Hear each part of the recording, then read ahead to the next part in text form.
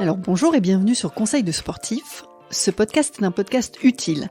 Il a pour vocation à vous accompagner dans la pratique, vous aider à reprendre le sport ou simplement vous éclairer sur des questions que vous vous posez. Et pour ça, j'ai la chance de recevoir des experts, des sportifs, des pratiquants qui pourront témoigner de leur expérience et de leur vécu. Ils sont avec moi pour vous donner des conseils concrets et des astuces. Alors moi je suis Sandrine, je bosse chez Decathlon et aujourd'hui j'ai envie d'aborder un sujet qui, je suis sûre, va vous parler. Les étirements, la souplesse. Pour échanger sur ce conseil, j'ai avec moi David. Il est kinésithérapeute dans la métropole lilloise et ensemble, on va pouvoir débattre sur les idées reçues. Bonjour David. Bonsoir Sandrine. Est-ce que tu peux te présenter et te rapprocher du micro ? Alors je m'appelle David, je suis kiné effectivement à Villeneuve-d'Ascq depuis une petite douzaine d'années. Je travaille donc avec des sportifs notamment, des sportifs de haut niveau de tout gabarit et puis des personnes lambda du bébé aux personnes très âgées. Alors ma première question est la suivante. Donne-moi les bienfaits des étirements. On n'est pas tous égaux face à la souplesse et aux étirements. Les gens très souples vont aimer s'étirer parce qu'ils y trouvent un bienfait, un bien-être. Les gens très raides comme moi, beaucoup moins. Ça fait mal, c'est désagréable. L'intérêt, ça va être de donner suffisamment de mobilité aux articulations pour pouvoir bouger, se déplacer, faire un petit peu ce qu'on souhaite, et pas forcément qu'on soit tous capables de faire le grand écart. Donc les étirements, la souplesse, c'est pas uniquement pour les personnes souples.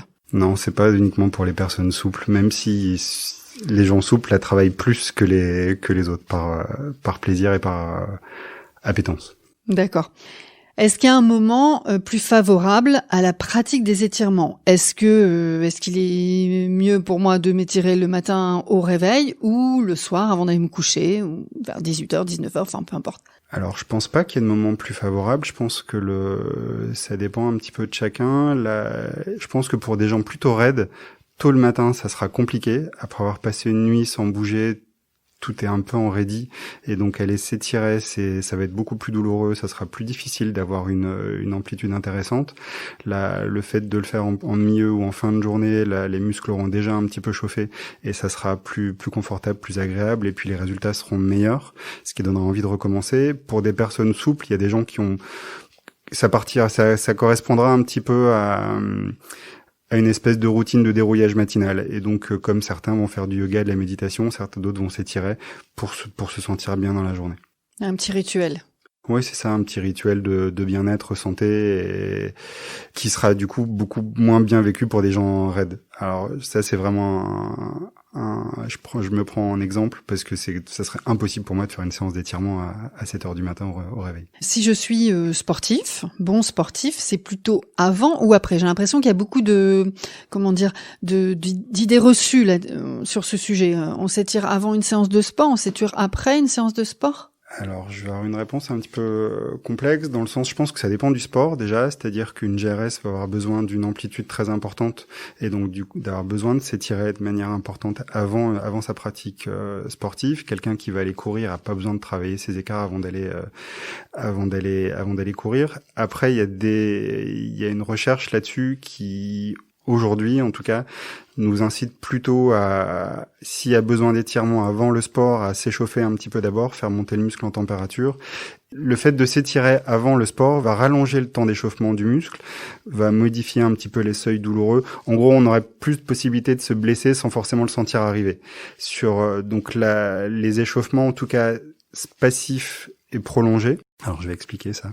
D'accord. La passive prolongée sont pas forcément les bienvenus dans la plupart des sports, excepté encore les sports qui ont besoin d'amplitude articulaire très importante. Les étirements après le sport, l'objectif est plutôt de redonner de la longueur. C'est-à-dire que quand vous travaillez, quand tu vas travailler, faire du sport, ton muscle, il va être sollicité, il va se raccourcir. L'objectif de l'étirement juste après le sport, ça va être de redonner au muscle sa longueur initiale. Donc, c'est un étirement léger, 15-20 secondes, on sent un étirement, on le maintient un petit peu et on cherche pas à augmenter les amplitudes articulaires. Sur les différents types d'étirements, donc il y a des étirements passifs, c'est-à-dire pour ceux qui sont déjà allés chez le kiné, c'est se faire étirer par quelqu'un. Pour les sportifs de haut niveau, c'est ce qui arrive dans des préparations, des échauffements parfois. Donc de manière prolongée, sans contraction et sans bouger. Donc on vient étirer, alors on peut le faire tout seul en mettant le pied sur une chaise ou voilà, quelque chose comme ça. Donc ça, c'est un étirement passif prolongé. Là, il y a des étirements contre résistance avec du contracteur léché, on appelle ça, c'est-à-dire qu'on vient contracter le muscle 7-8 secondes en général, et après on relâche le muscle et on peut gagner un petit peu en amplitude pour étirer. Il y a des jeux physiologiques que je vais pas détailler aujourd'hui. Mais ça, c'est donc avec un kiné qu'on le fait, ou non, il y a ça peut se faire tout seul. D'accord. Quand il faut l'expliquer, il faut l'expliquer, peut-être le montrer une fois. Et puis ou alors les gens qui vont s'étirer les mollets par exemple sur une bordure de trottoir, ou ça c'est un étirement passif.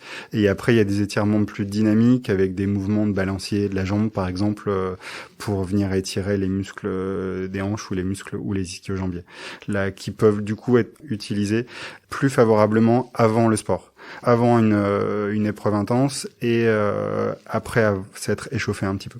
Entre un sportif lambda et un sportif de haut niveau ou un sportif plus expert, les étirements ils vont pas être forcément les mêmes. Là, tu m'as donné plusieurs techniques.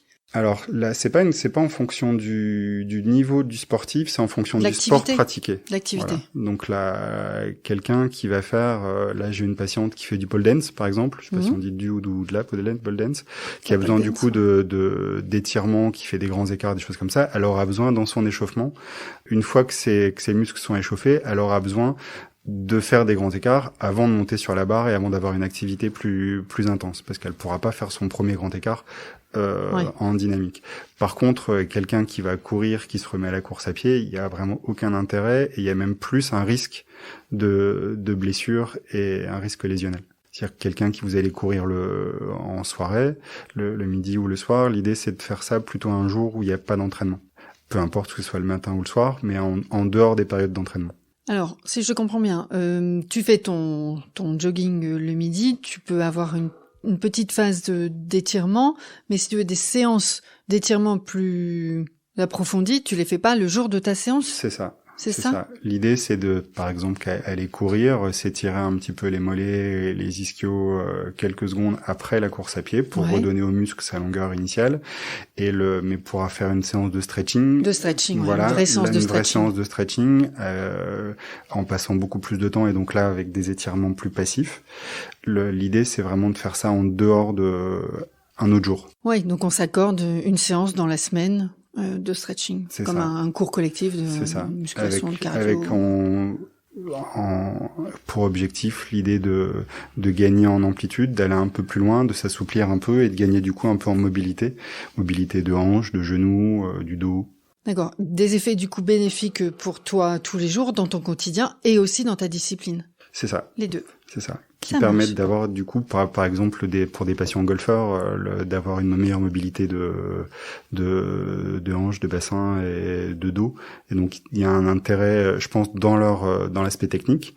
Leur réalisation technique sera meilleure s'ils ont plus d'amplitude. Alors souvent, on entend il faut s'étirer pour ne pas avoir de courbatures. C'est vrai ou c'est faux, David? Alors non, c'est faux. C'est faux, ce sont des mécanismes différents. Les courbatures, c'est une lésion d'un muscle qui intervient après un effort physique relativement intense en général ou après un effort inhabituel. Et donc il y a un phénomène inflammatoire, il y a eu des petites lésions du muscle. Et donc l'idée au contraire, c'est d'éviter de s'étirer juste après ou pendant la phase de courbature parce qu'on va venir accentuer un petit peu ces lésions, ces micro-lésions. D'accord. Et donc c'est pas favorable. Je suis désolé, il n'y a pas de recette magique pour faire passer les courbatures. Là, si ce n'est recommencer les entraînements et puis évoluer progressivement. Ouais, s'entraîner régulièrement. Régulièrement, puis c'est ça, et puis d'évoluer progressivement, de pas changer les rythmes d'entraînement de manière très brutale, parce que le muscle n'y est pas habitué, donc il y aura forcément un passage de courbature. D'accord. Est-ce que tu penses qu'une personne qui s'étire régulièrement, est-ce qu'elle pourra réduire les maux de dos?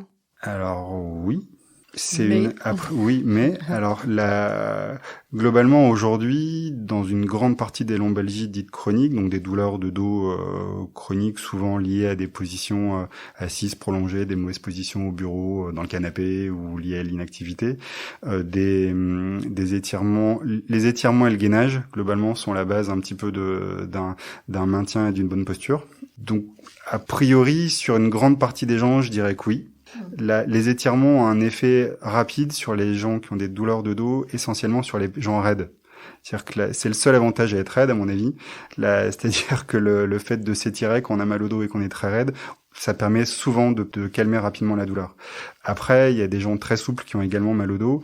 La mal de dos, il faut déterminer, savoir quelle en est la cause. Et puis, si c'est quelqu'un qui est mal installé à son bureau, qui est un étudiant qui est installé de travers dans un amphi, si on corrige pas la posture, on aura beau être très souple, très musclé, on aura mal au dos. D'accord. Si tu avais 3 conseils, 3 mots pour conclure ce partage, qu'est-ce que tu me dirais? 3 choses à partager sur la souplesse et les étirements. Déjà, c'est quelque chose à faire relativement régulièrement, comme tout effort, comme pour le sport, si on veut progresser, si on veut garder un certain niveau, sans forcément vouloir être compétiteur, il faut s'entraîner régulièrement. Donc pour les étirements, je dirais la même chose. Donc la régularité. La régularité, c'est pas forcément. Alors la régularité, 1 fois par mois, ça marche pas. D'accord, c'est comme celui qui va courir 1 fois par mois et ça marche pas. Il recommence à 0 à chaque fois. Mais 1, 2, 3 fois par semaine, c'est parfait. Sans forcément y passer 1h30, mais y passer un peu de temps. Ça, c'est la première chose. Après, vraiment, lié à la pratique sportive, c'est-à-dire revenir sur ce que je disais tout à l'heure, faire attention il y a beaucoup de choses. Je pense que il y a 30 ans, les gens s'étiraient pas. Il y a eu une grosse vague, c'est devenu une mode. Il y a des articles qui sont en train de sortir là-dessus, qui viennent contredire un peu ça. Si on a la même interview dans 10 ans, il est possible que mon discours soit différent. Ouais, je comprends. Donc en fonction de l'état de la recherche, on verra un petit peu ce que ça donne. Mais les étirements liés au sport, en tout cas, faire attention de pas s'étirer n'importe comment pour des raisons physiologiques que je démontrerai pas là ce soir, mais ça peut augmenter le risque de blessure. Et que les étirements sont pas forcément un signe de bonne santé et de bonne qualité de pratique sportive. Ouais. Qu'est-ce que j'aurai en 3e? Après, s'il y en a que 2, hein. Mais ouais, j'en ai 2 qui me viennent comme ça. Là, essentiellement, effectivement, on voit beaucoup de gens dans nos cabinets, on voit beaucoup de gens passer sportifs ou pas avec des douleurs de dos. Les étirements font partie, en général, du panel de base des exercices avec lesquels les gens repartent à la maison.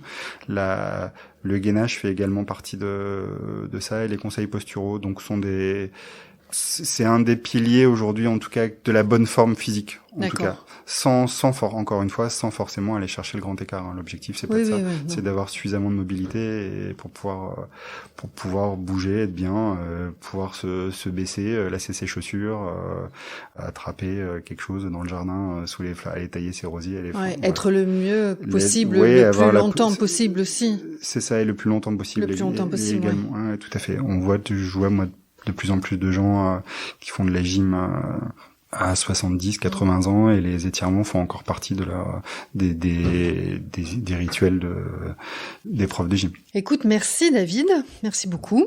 Alors si vous avez aimé ce podcast, n'hésitez pas à le partager à vos amis, votre famille ou sur vos réseaux. Vous pouvez aussi nous laisser un commentaire sympathique. Des étoiles, de préférence 5 sur Apple Podcast. Et n'oubliez pas d'aller écouter les histoires de sportifs by Decathlon sur toutes les plus grandes plateformes d'écoute. Écoutez, moi je vous laisse là. Bonne écoute, à bientôt.